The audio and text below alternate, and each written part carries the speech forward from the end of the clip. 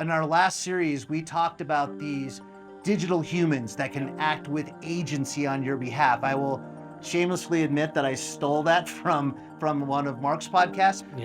But these digital humans, it was so crazy. That was like, I know you work with those and you know a lot more about them than I do. Maybe you want to share a little bit about that? Yeah, sure. So we're kind of seeing a convergence of several technologies right now. We're seeing human indistinguishable voice generation. So this is a voice that over a phone or on a speaker, you could not tell from a regular human. It has vocal drag, it has breathing, stuttering.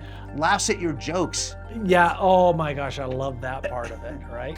But the other part of it is that we have voice coupled with face. And there's a couple of companies out there making avatars that look like yourself, look like generic characters.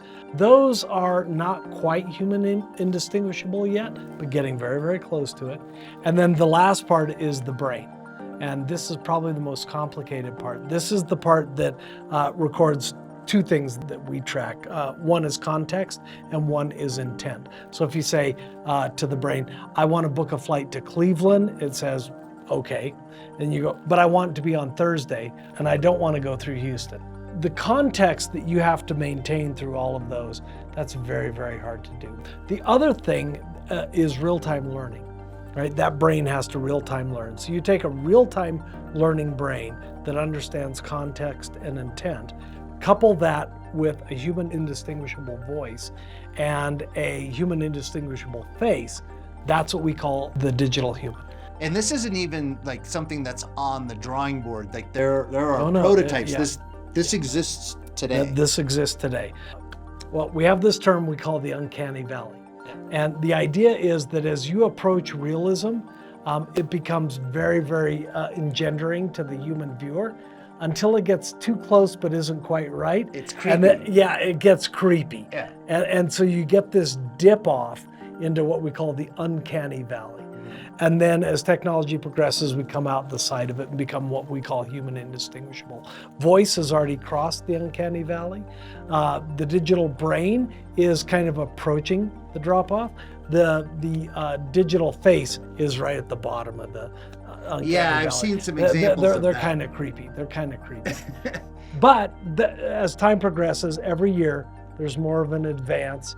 And we're going to wind up where all three have crossed the valley. That's when we'll see the digital human. So there will be something in the future where I will maybe jump on a video call with something that's a digital human, and I just won't know the difference. You got it right.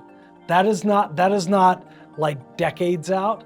That is probably 2 or 3 years out. That's pretty amazing, and at the same time creepy. Well, but think about this. Flip that around a little bit, okay?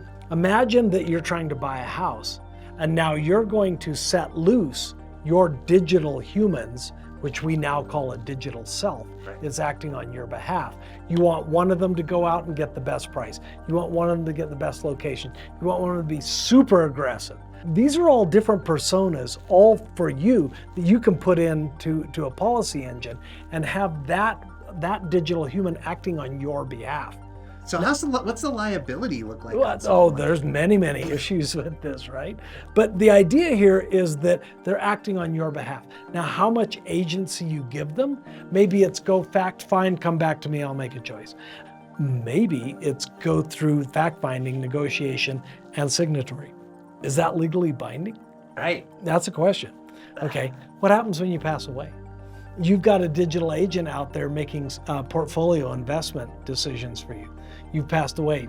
The agent hasn't. Does it continue to act on your behalf, or more correctly, on behalf of your estate?